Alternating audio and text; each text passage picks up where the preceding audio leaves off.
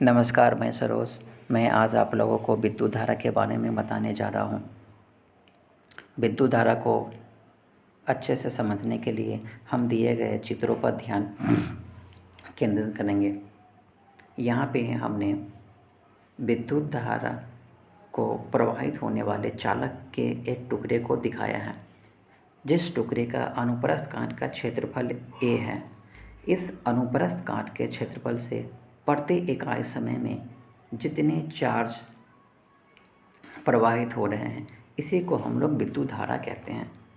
मैं फिर से एक बार दोहरा दूँ, इस अनुप्रस्थ काट के क्षेत्रफल से प्रति इकाई समय में जितने चार्ज प्रवाहित हो रहे हैं, इसी को हम लोग विद्युत धारा कहते हैं। विद्युत धारा को I से निरूपित किया जाता है, आवेश को Q से निरूपित किया जाता है और समय को T से निरूपित किया जाता है। अब हम परिभाषा को देख लेते हैं। किसी अनुप्रस्थ काट से प्रति इकांक समय में प्रवाहित होने वाले आवेश के मान को ही हम लोग विद्युत धारा कहते हैं। विद्युत धारा को I से निरूपित करते हैं, तो I = आवेश बटा टाइम T। अब हम लोग विद्युत धारा की दिशा को देख लेते हैं। किसी भी चालक में विद्युत धारा किस दिशा में प्रवाहित होती है, इसको समझने के लिए फिर से हम लोग इसी चित्र का सहारा लेंगे। किसी भी चालक में विद्युत धारा की दिशा प्रोटॉन की डायरेक्शन के दिशा में ही होता है और इलेक्ट्रॉन की दिशा के विपरीत में होता है। इस पिक्चर में आप लोग क्लियर देख पा रहे हैं। ऊपर वाले जो रेड बॉल है, ये प्रोटॉन को निरूपित करता है, जबकि नीचे वाले फिगर में जो नीले वाले बॉल हैं, ये इलेक्ट्रॉन की दिशा को निरूपित करता है। तो दोनों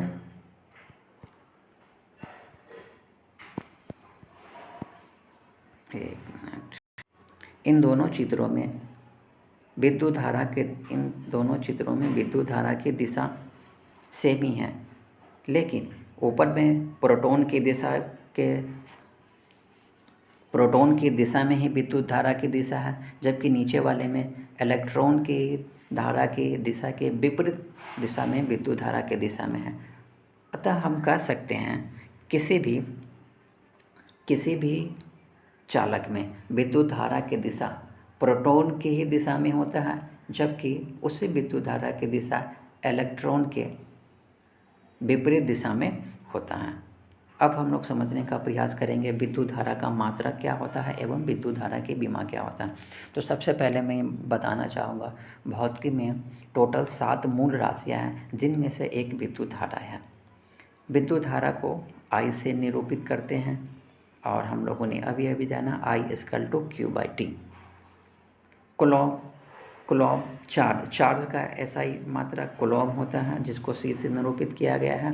टाइम का SI मात्रक सेकेंड होता है, जिसको S से निरूपित किया गया है। तो विद्युत धारा जिसको हम I से निरूपित करते हैं, इसका मात्रक हो गया कूलॉम पर सेकेंड। इसी कूलॉम पर सेकेंड को हम लोग एम्पियर कहते हैं। अतः धारा का SI मात्रक एम्पियर हो गया। और धारा की विमा, तो धारा की विमा को हम लोग कैपिटल A से निरूपित करते हैं।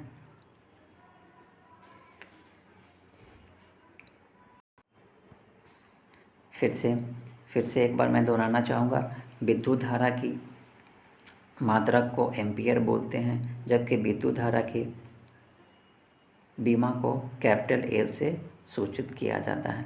कभी कभी हम लोगों से पूछ लिया जाता है 1 एम्पियर के करंट को 1 एम्पियर की धारा को परिभाषित करें। तो हम लोगों ने जाना करंट = आवेश बटा समय। तो हम लोगों को करंट का वैल्यू 1 एम्पियर लाना है, तो इसके लिए आवेश के भी वैल्यू को 1 कूलम होना पड़ेगा और टाइम के भी वैल्यू को 1 सेकेंड होना पड़ेगा। अतः हम कह सकते हैं, अगर किसी चालक में उसके अनुप्रस्थ काट के क्षेत्रफल से 1 सेकेंड में अगर 1 कूलम का चार्ज पर प्रवाहित होता है, तब उसमें बहने वाले करंट को, विद्युत धारा को हम लोग 1 एम्पीयर का करंट कहेंगे। इसी को हम लोगों ने एक छोटे से फॉर्म में यहाँ निरूपित कर दिया है। 1 coulomb is equal to 1 ampere is equal to 1 coulomb बटा 1 सेकेंड।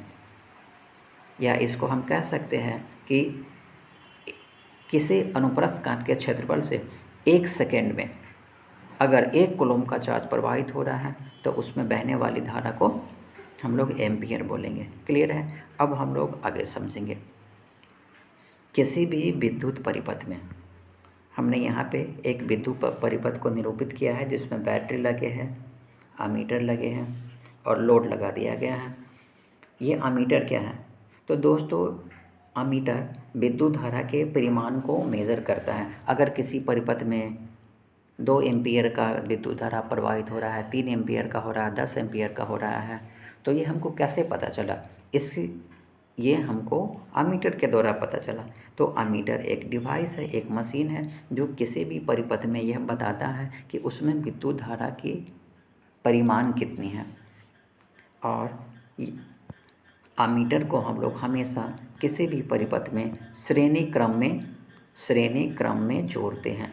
कभी कभी ये भी पूछ लिया जाता है कि आमीटर को विद्युत परिपथ में किस क्रम में जोड़ा जाता है, तो हम लोग बताएंगे आमीटर को विद्युत परिपथ में हमेशा श्रेणी क्रम में जोड़ा जाता है।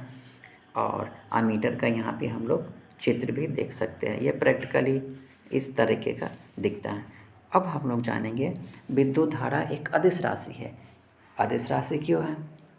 दोस्तों, हमने पिछले क्लासों में पढ़ा होगा, किसी भी राशि को सदिश होने के लिए 3 बातों को फॉलो करना पड़ता है, 3 बातों का पालन करना पड़ता है।